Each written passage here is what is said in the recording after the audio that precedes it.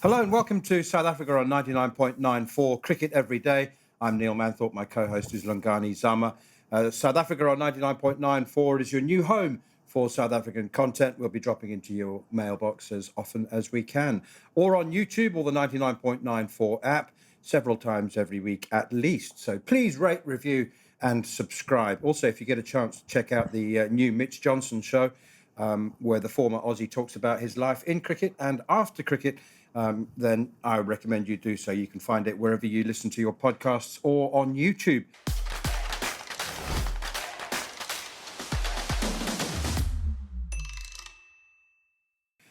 Thanks for joining Cricket's conversation here on South Africa 99.94. Zams, we need to talk about Pakistan, and we need to talk about you continuing to get all of your predictions right. You said that South Africa would beat India. You said that they would struggle against Pakistan. I think you might have got the semi-finalists right as well if everything goes according to plan. So I don't know whether you do any sports betting, but I know that that's not something that tickles your fancy particularly, but you might want to think about it, particularly if your form continues. I'm actually quite relieved that you were right about the Pakistan game. It's just because statistically, teams very rarely win 7 games in a row. I know they didn't win against Zimbabwe, South Africa, but I tell you what, they were thoroughly outplayed. Yeah, that was the one poor performance that they've put up so far. And like you say, maybe it's a blessing in disguise. It's come at a time when you can rectify. The weather didn't help. It never does. In the history of rain and World Cups in South Africa, I've never ever seen those results combine to give any good news to South Africans, and that trend has continued. But like you say, Pakistan looked hungrier, or desperate, actually, not even hungry, desperate. And you know, like we said, a desperate Pakistan team is one of the most dangerous teams in world cricket. And so it proved or the other day when South Africa played against Pakistan. Would you just put it down to a bad day at the office? And if you do, it's going to be a very short podcast because we need to talk about several aspects. So you know what? When they came back out to play, and it was a 14 over game, and the target was 73 off 5. People said that was harsh on South Africa. I don't think that was relevant at all. I think where the rain may have had an effect is when it started in the last quarter of Pakistan's innings, when it was raining quite heavily, and clearly Anrich Nortje in particular was having difficulty gripping the ball, and that's when he bowled that no ball that went for 6 and the free hits, and the wheels fell off. But it wasn't just at the end, was it? Because against Bangladesh, KG's first over went for 17, and he went for 16 in his first over this time. I mean, you know, there are certain things which are sacrosanct. One of them is KG, and you never want to say that he's out of form, but he looks like he's struggling at the moment. Oh, yeah. I don't think he's a form player. I think he's a sorts player, and he looked out of sorts in probably the last 2 games. But it's the same bowler that against India there was an incredible amount of intensity in his game. So he's obviously still getting up for the big moments. But I think bowling and running in at full tilt when conditions are slippery and you're worried not only about where you're putting the ball, but you're worried about where you're putting your foot. You know, half this attack has had injuries related to running in, never mind letting the ball go at 90 miles an hour. That clearly was in the back of the mind, and you're no longer running in freely like they did against India, for example, which was, as we said, one of the most polished and most intense bowling performances consistently. That intensity wasn't there against Pakistan, certainly not for all 20 overs, but it's very clear that it was a bit more than just bowling every single delivery with the right sort of intent.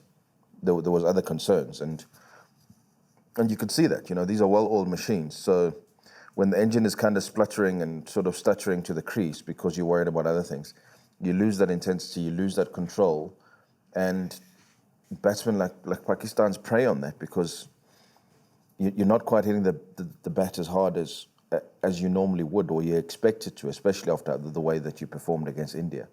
So I'd put it down to a bad day at the office. I don't think it shortens the podcast, but I think if you overanalyze it as South Africa in that dressing room, then you start finding problems that a game ago clearly weren't problems because you found solutions to pretty much every problem that India threw at you. And you've just got to carry on and trust that more often than not, the balance and the structure of your team will get it right when it matters. So the selection was an interesting one. And it was, again, completely down to matchups with Keshav Maharaj being left out in favour of Tabraiz Shamsi, based purely on the stats. And I just find it, I mean, I'm a great admirer of analysis and statisticians, and I know that some very clever and talented people have done a lot of research and have got themselves lots of quite well-paying jobs in T20 teams around the world. But there's a glibness as well to it, and I suppose maybe it comes across on commentary. But when you hear the commentators say Pakistan play left arm spin well, I just think that a very nuanced topic is sort of condensed down to this one sentence. Pakistan play left arm spin well. There it is. The stats say that they play left arm spin well. So therefore we'll drop Keshav Maharaj.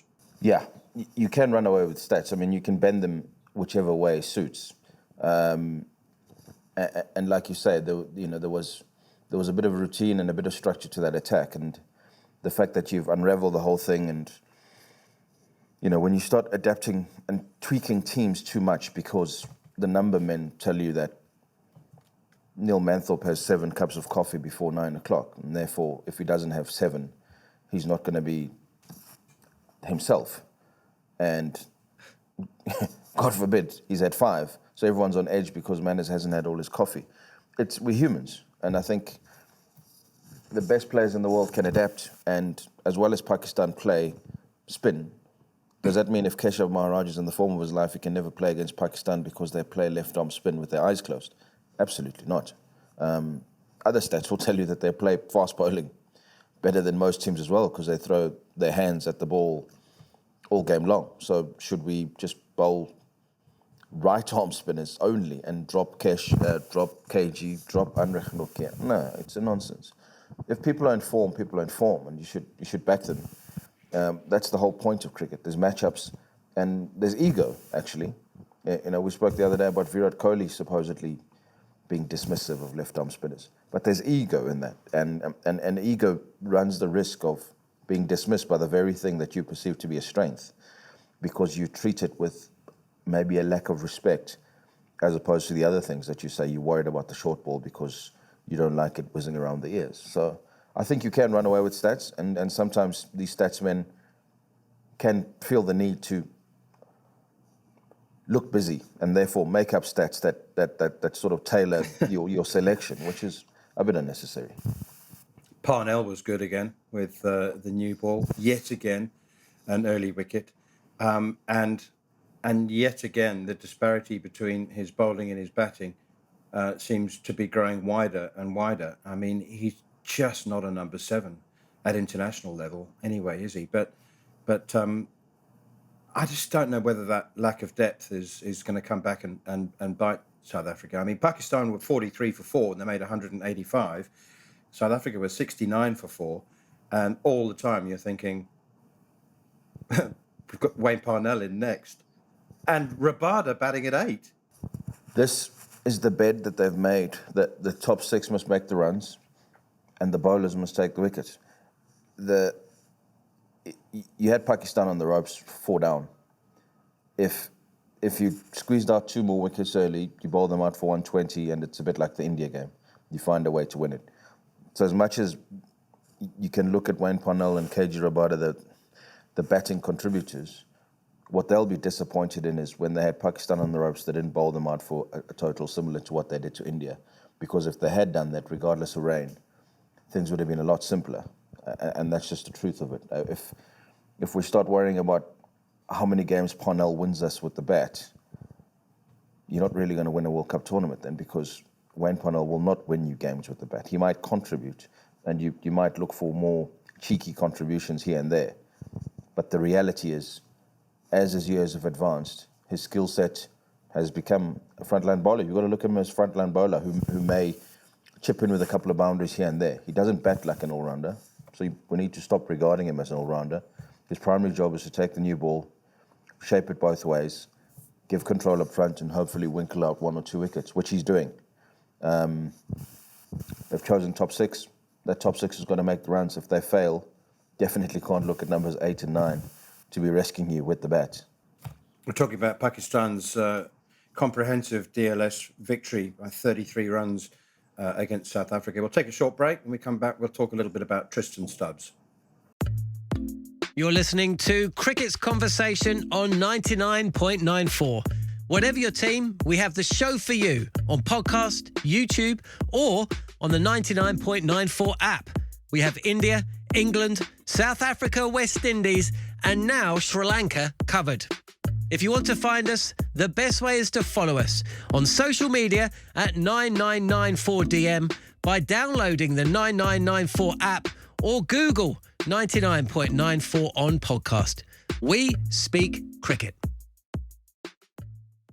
So, Zams, is Tristan Stubbs being found out? We're talking about the analysts. It just seems to me that that the numbers men may have informed the bowlers from various teams where Tristan Stubbs' scoring areas are and where his weaknesses are. I mean, he played that one gorgeous inside-out extra cover drive for 6, and that was just about the only scoring shot that he was given. And look, I'm not saying that Tristan Stubbs may not be all that we've cracked him up to be. I'm not saying that at all. I'm just saying that he's having to learn about international cricket on the job. Yeah, absolutely. I think it's the pinnacle for a reason, regardless of format. There's far less bad balls to put away. There's far less even decent balls to maneuver something out of. You're playing the best in the world, and it is a learning curve, and it's pretty steep.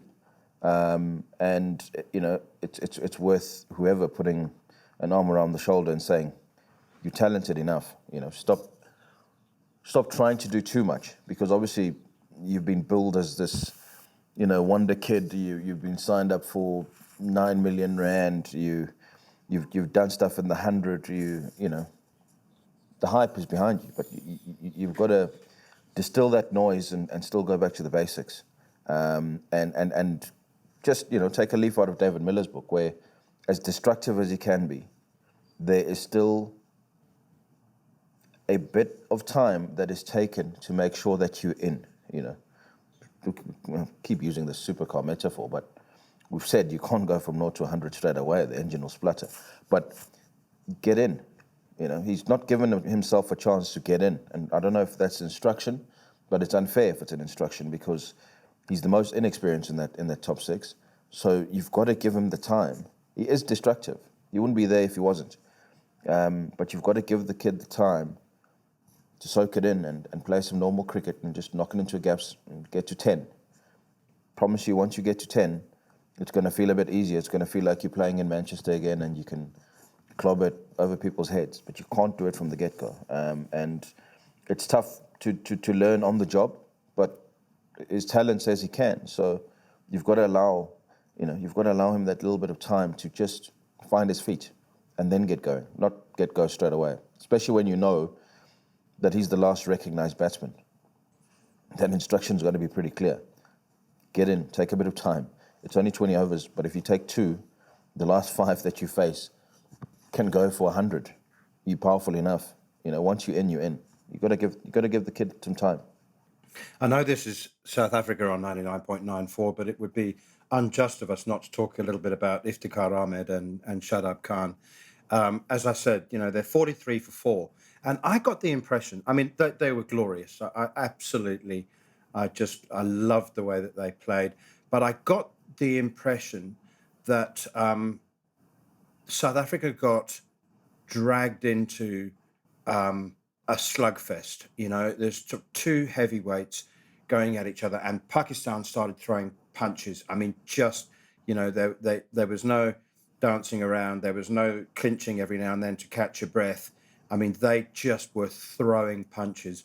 And I got the impression that South Africa, rather than sort of backing off and giving themselves a moment and having very clear plans, I just thought that they thought, because they got those 4 early wickets, they thought, okay, we're all in as well.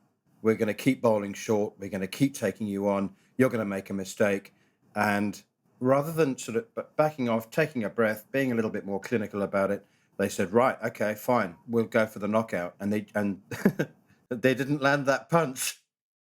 No, they didn't. And unfortunately, as we've learned in heavyweight fights, if you start becoming a slugfest and then there's no control and there's no technique, you run the risk of catching one yourself in the business of throwing things around. And, you know, Pakistan thrive on chaos.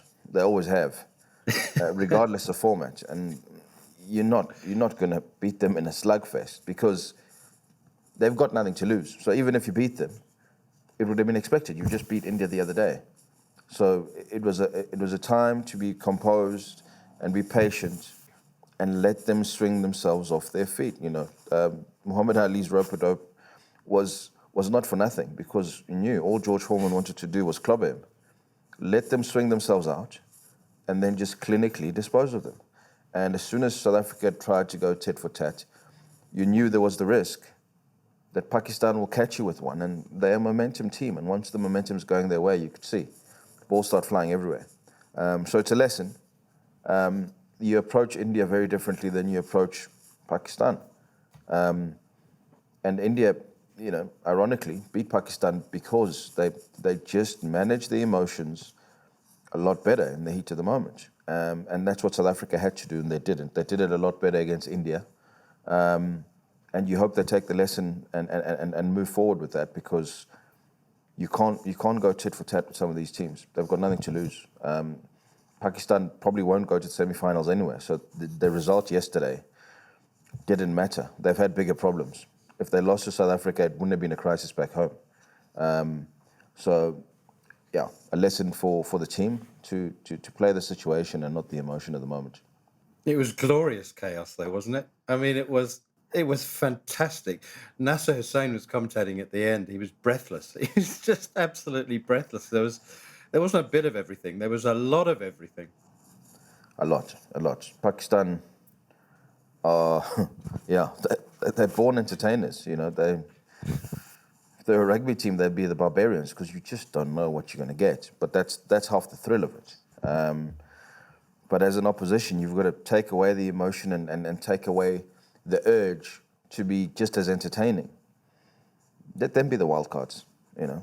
Just play your game, keep your processes, keep your intensity. Make sure you slowly snuff the life out of them, because they will thrash about. From 1 to 11, that's the way they play. That's the way that's the way they know how to win games. Throw everything at it, you know. This is a generation that was inspired by the likes of Shahid Afridi. You know, he never took a backward step. So why would they? Especially when they know this is a must-win game. Otherwise, you absolutely are going home and South Africa is securing a semi-final spot. Fight for your life. So it's not worth trying to match. You're never ever going to match them emotionally. So don't try and match them in terms of chaos. No wonder Nasser was breathless.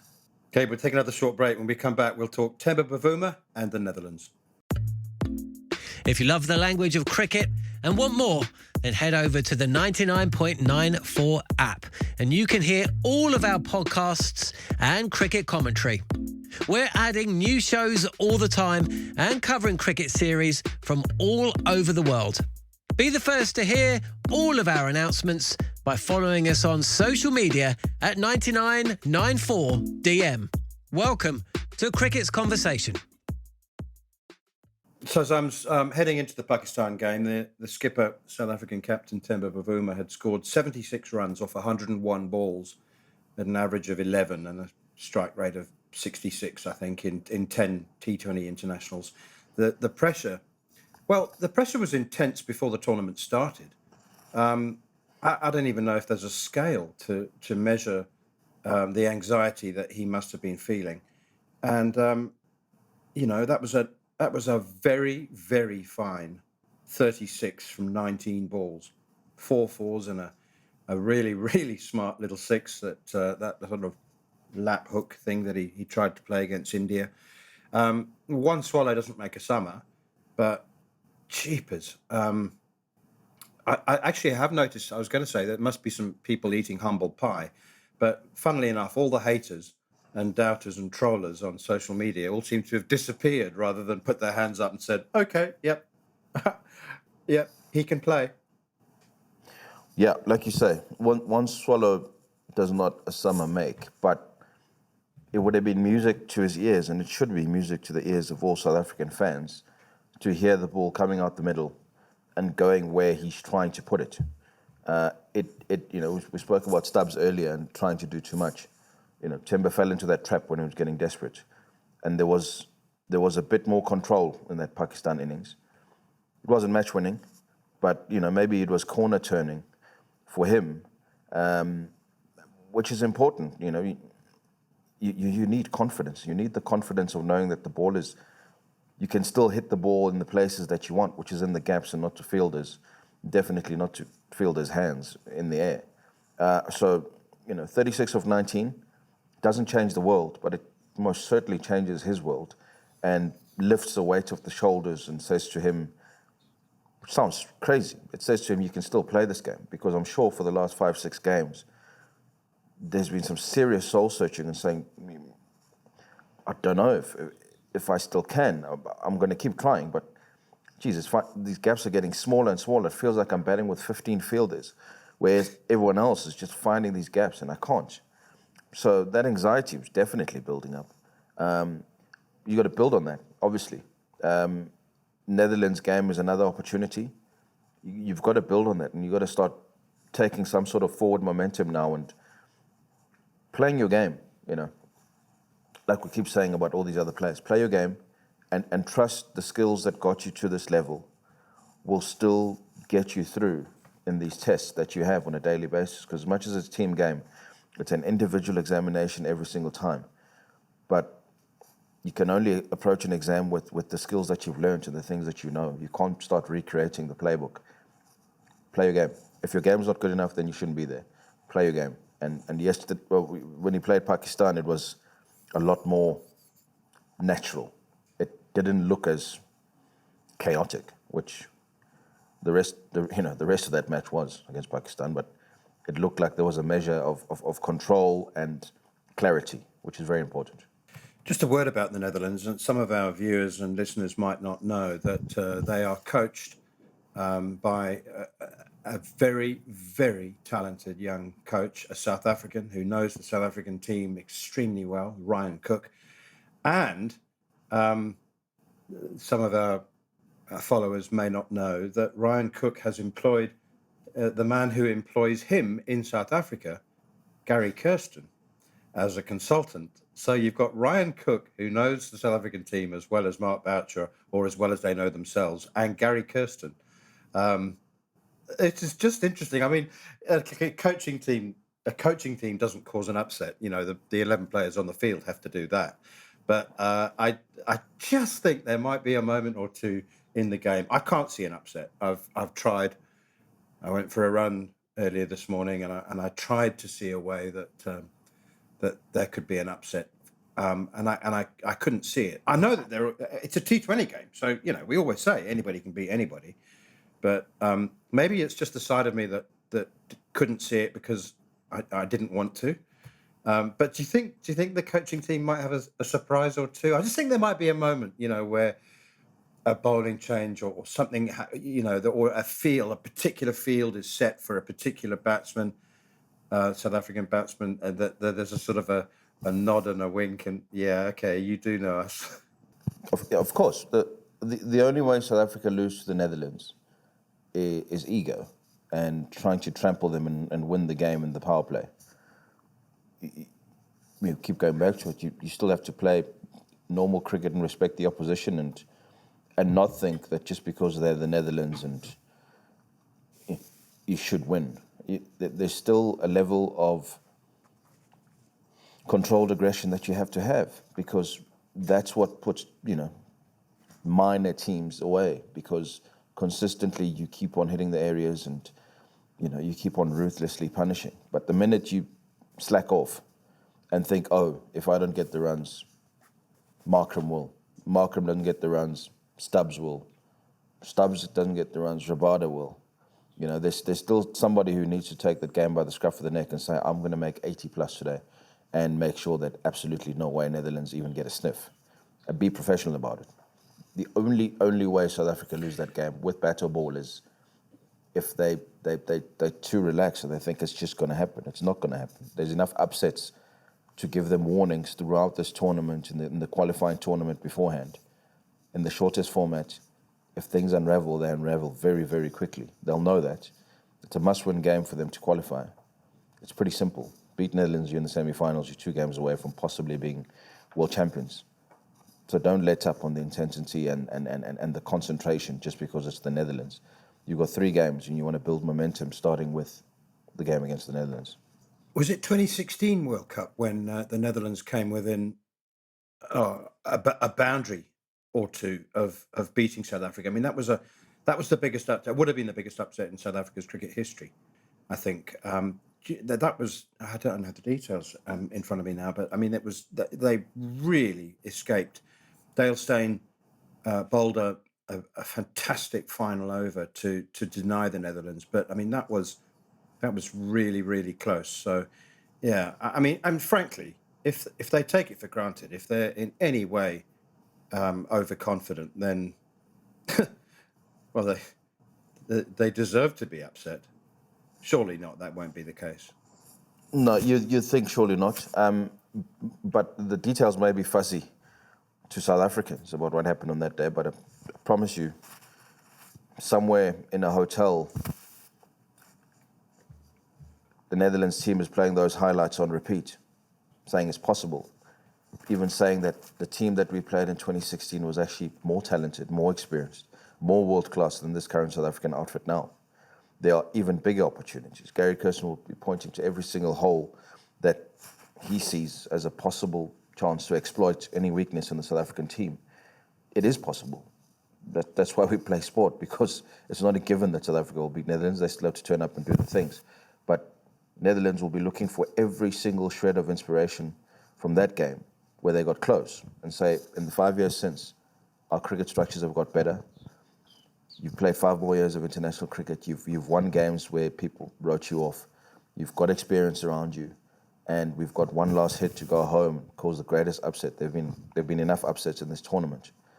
Nothing says that if we turn up and they don't, we can't beat them. So you would hope that South Africa are fully aware of the potential for slip-up. Well, before the tournament started, we speculated that South Africa might go into this game needing to win in a certain number of overs or to win by a certain number of runs.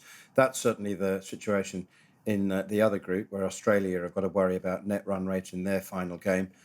So, frankly, if South Africa had been given the scenario before the tournament started of just having to beat the Netherlands in the final game, they would have taken it very, very gratefully. They'd have bitten your hand off for it. So I suppose in that regard, things are going very nicely and according to plan for South Africa. Okay, thanks for listening to South Africa on 99.94, where we speak cricket every day. Please rate, review and subscribe wherever you get your podcasts. You can download the 99.94 app and follow us out on Twitter at Neil Manthorpe and at Whamzam17. Thanks for joining us.